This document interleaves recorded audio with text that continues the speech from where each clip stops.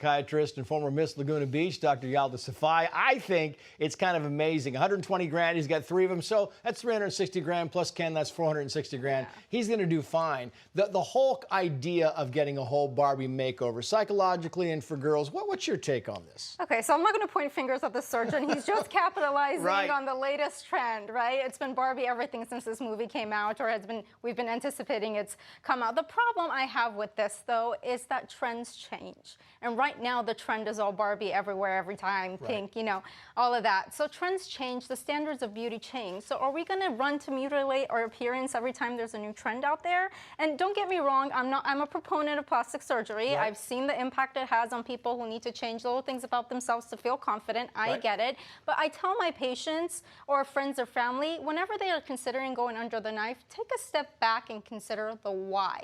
Why am I doing this? Right. Is it because I'm trying to get on the latest trend? Right. Or is it because I truly need it to feel better about myself? Just think about the why. Are you more concerned about the plastic surgery the younger people are? Is that one of the things that you're concerned about, that teenagers and young adults really want to change the way they look? You know, always, because adolescents and young adults are the most impressionable. They're easily influenced by what they're exposed to in the media, in movies, in Hollywood. They're the most vulnerable. So my concern is always for that group, not the 45-year-old adult. I want to put this up because this is Harmony Healthcare. A study in 2023, 88% of women had a Barbie doll growing up, and it has significantly influenced how many feel about their bodies. 45% have compared the way they look to a Barbie doll. The most common body parts women compare are their waist, followed by their legs, hair, and chest. Healthy? No? What do you think?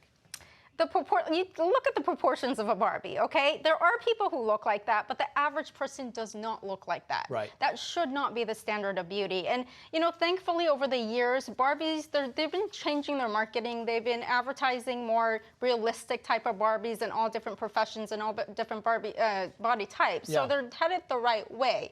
But the stereotypical Barbie that I grew up playing with just wasn't realistic. So Tony Bennett died today, sadly, 96 years old. He had Alzheimer's, and yet he was still singing. Yes. In recent days. I mean, he was doing concerts a couple of years ago with Lady Gaga. Are you surprised by that? I'm not, and I'll tell you why. There's different types of memory. One is called episodic memory. That's basically memory of an events, places, people, time. Right. The other one's procedural memory, which is basically knowing how to ride a bike, any skill you've acquired over a lifetime.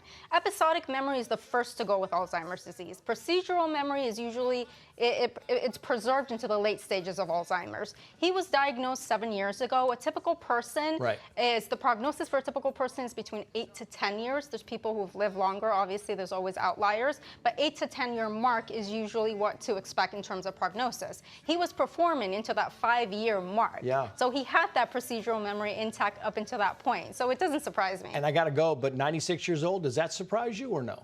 No, it doesn't, because the later you develop Alzheimer's, the better the prognosis. People who are diagnosed over the age of 80 have the best prognosis. Yeah. So he was one of them. Dr. Yalda Safai, great to have you on as always. Thank you. Thank you for having me.